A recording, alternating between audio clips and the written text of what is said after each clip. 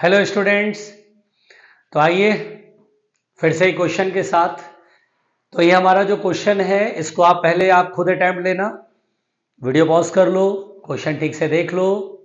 अगर टॉपिक नहीं आता है तो टॉपिक रिवाइज कर लो, उसके बाद अटेम्प्ट लो, ठीक है। तो चलिए इसका हम लोग सोल्यूशन देखते हैं।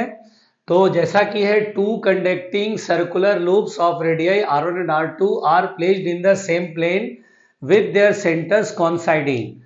ठीक है भाई, तो सेंटर उनके क्या हो रहे हैं, कॉन्साइड हो रहे हैं और सेम प्लेन में है। Okay, R1 is very very greater than R2। तो इसका मतलब अपन ये सोचेंगे कि ये बड़ा सा रिंग है और ये सेंटर और ये छोटा सा रिंग है। ठीक है, इसका रेडियस अपन लोग R2 मान लेंगे क्योंकि R2 बहुत छोटा है और ये अपन R1 मान लेंगे।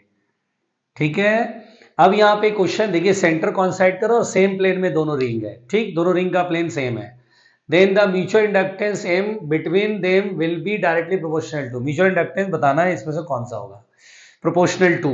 ठीक है, R1 R2 पे किस तरह डिपेंड करेगा। चलिए भाई देखिए, ये म्यूचुअल इंडक्शन का क्वेश्चन है। म्यूचुअल इंडक्शन में दो कॉइल होते हैं, एक प्राइमरी एक सेकेंडरी। इसमें कौन प्राइमरी माने, तो समझदारी की बात है कि प्राइमरी उसे माने जिससे कि सेकेंडरी से फ्लक्स इजिली निकल जाए।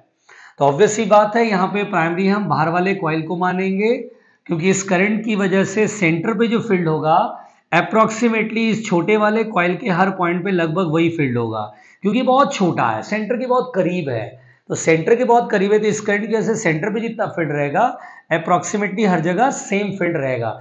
यानी इस कॉइल से, इनर कॉइल से, इस रिंग से आपका जो फील्ड है वो यूनिफॉर्म है, तो फ्लक्स इजिली कैलकुलेट हो जाएगा।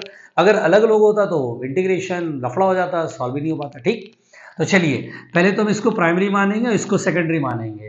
तो कैसे करते हैं म्यूचुअल इंडक्टेंस सॉल्व, पहले इस करंट की वजह से यहाँ पे फील्ड निकालेंगे। तो प्राइमरी कॉइल यानी बाहर वाले कॉइल की वजह से सेंटर पे फील्ड, तो एक रिंग की वजह से सेंटर पे फील्ड कितना होता है, formula mu 0 I upon 2R। तो ये हो गया मैग्नेटिक फील्ड सेंटर पे। अब मुझे सेकेंडरी कॉइल देखना है। सेकेंडरी कॉइल कौन है, R2 रेडियस वाला। इससे फ्लक्स कैलकुलेट करेंगे। तो देखिए मैग्नेटिक फील्ड किधर है, अंदर, प्लेन के परपेंडिकुलर अंदर। एरिया वेक्टर भी सर्कुलर कॉइल के अंदर ले लो, एरिया वेक्टर प्लेन के परपेंडिकुलर सेम डायरेक्शन, तो डायरेक्ट बी ए कर लो। तो बी इंटू एरिया, एरिया कितना है इसका सर्कुलर कॉइल का, पाई R2 स्क्वायर। ये तब कर पा रहे हैं क्योंकि फील्ड हर जगह यूनिफॉर्म, इसलिए डायरेक्ट बी इंटू ए लिख रहे हैं। अब यहाँ पे फाई एस की जगह हम लिखते हैं एम आई, सेकेंडरी कॉइल से फ्लक्स इज इक्वल टू होता है एम इंटू प्राइमरी कॉइल में करंट। ये I is the current in the primary coil. अब B की वैल्यू लिख लो यार, mu naught I upon 2R1 into pi R2 square. I से I कैंसिल। तो मुझसे क्या पूछ रहा है, बोल रहा है mutual inductance depends upon R1 R2 this. तो देखिए M directly proportional to mu naught constant, 2 constant, pi constant, R2 square upon R1। तो ये हमारा जो है म्यूचुअल इंडक्टेंस जो है R2 स्क्वायर अपॉन R1 के प्रोपोर्शनल है और हमें जो ऑप्शन दिख रहा है वो है डी।